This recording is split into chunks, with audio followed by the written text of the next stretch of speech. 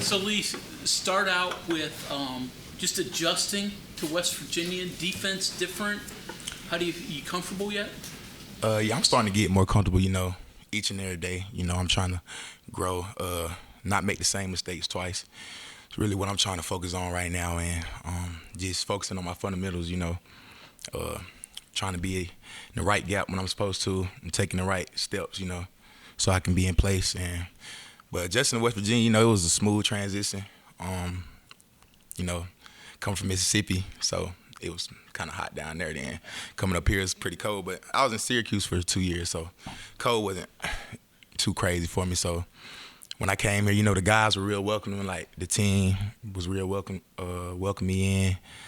I made a connection with a lot of the guys early on. We competed through winter workouts. Relationships grew.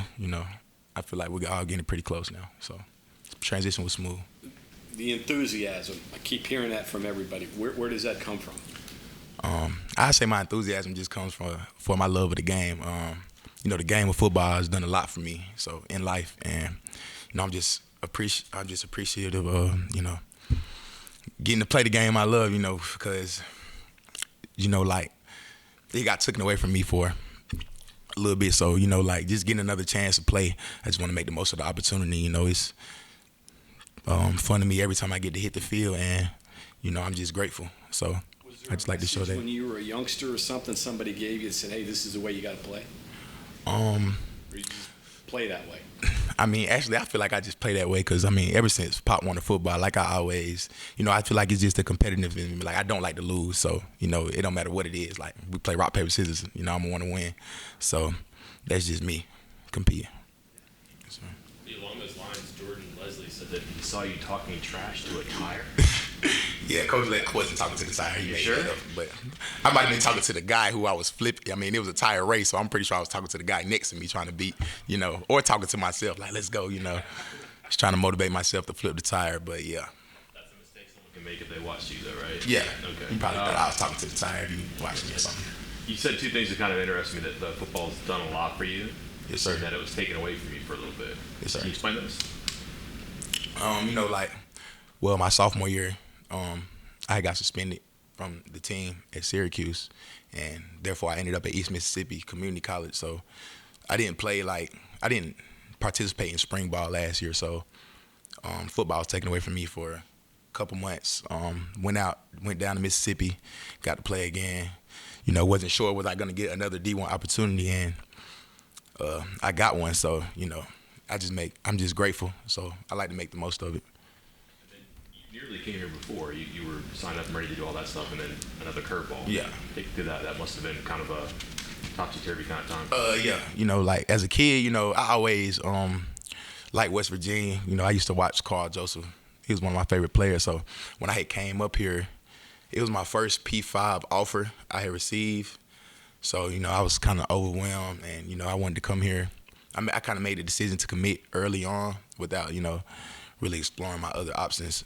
And then I believe my senior year, going into my senior year, I believe there was a coaching staff change. So after the coaching staff change, that's when I decided to decommit. Yeah. Different coaching staffs, obviously. Yeah. Are you surprised, shocked that you ended up in a way back at West Virginia?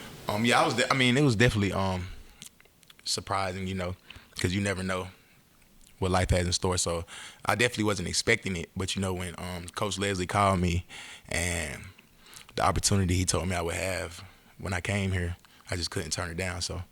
How much did that familiarity help? Cause you already kind of knew this place you'd been there before.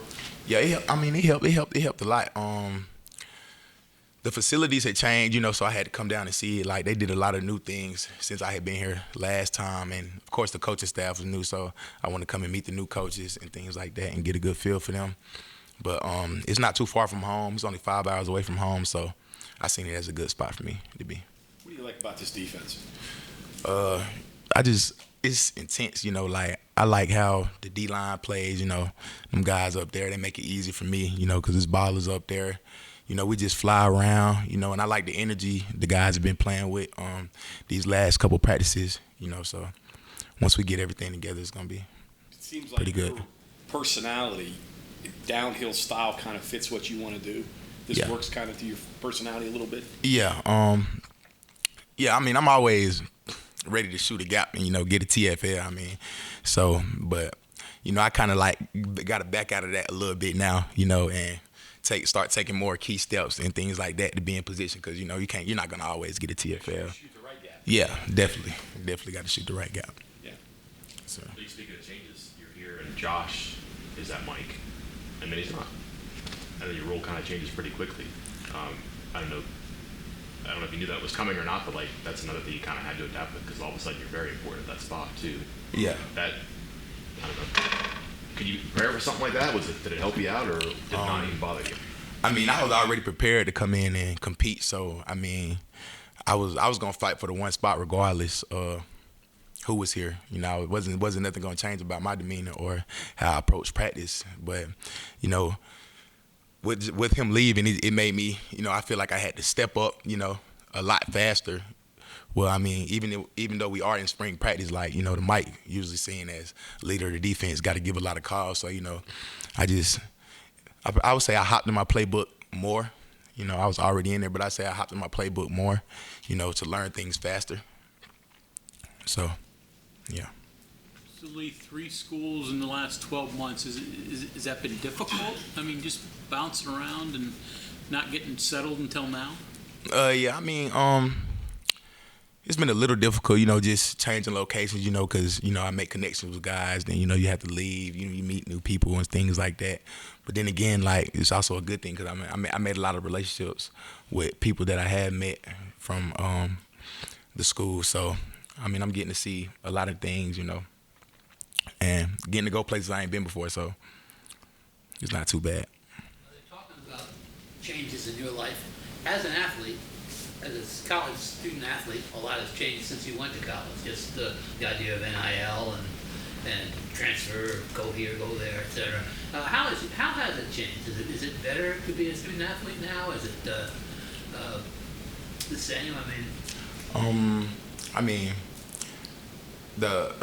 I feel like it's definitely better because whenever we work hard as athletes, so whenever we had the opportunity to make something, a profit from our names, so whenever we had the opportunity to make a profit from our name, that's always something we look forward to as athletes, But then again, it could also be a downside to it, because people might lose focus or things like that, because of NIL, or let NIL distract them from their what they're trying to do.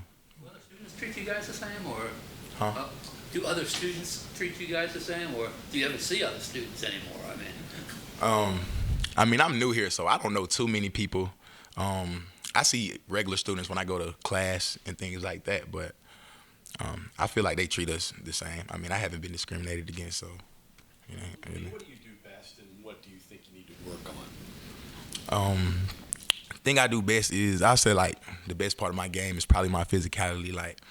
I see myself as a physical person. Like, I'm always trying to, look for a big hit or things like that. And the thing I would say I need to work on probably the most right now is, footwork. My footwork and my flexibility are things I'm trying to improve right now. So, yes, sir. Your highlights at Syracuse included a lot of blitzes. Did you do that a lot there? Do you still do that within this defense, or not as much? Yeah, we still blitz. Like, the blitz, our blitz package, like when when we kind of go to like a 3-3-5 look, it's kind of like what we ran at Cuse. Well, that's all we ran at Cuse was a 3-3-5. So it's only 3 down linemen. It's a lot of stunts and they go with that. So yeah, when we kind of get into like the 3-3 stack look and run our blitzes out of that, it's similar. So yeah. Pass coverage for you, has that been something you've had to pick up? Yeah, pass coverage. It's something I had to pick up. It's a little different from the 3-3 from when I was playing in the 3-3-5, man. But it's pretty simple though, because all the coverages, kind of go along with each other, like within certain lines and things like that. So. You mentioned Carl Joseph. Is that the reason you're wearing 8, or is there a different meaning with 8? Or just a coincidence?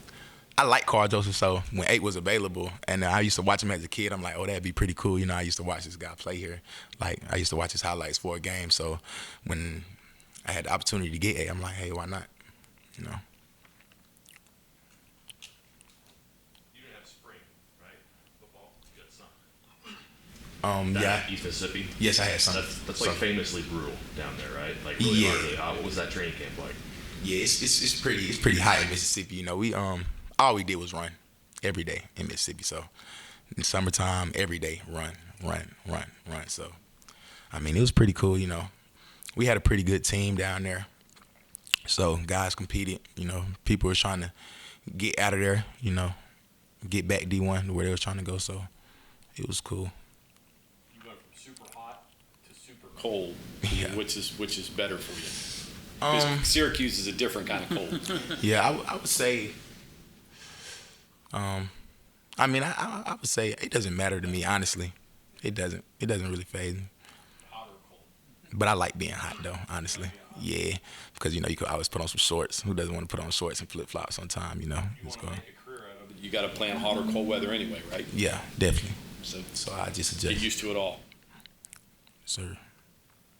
I'm curious. Obviously, one is much older than the other, but how would you compare Buddy Stevens and Neil Brown as football coaches?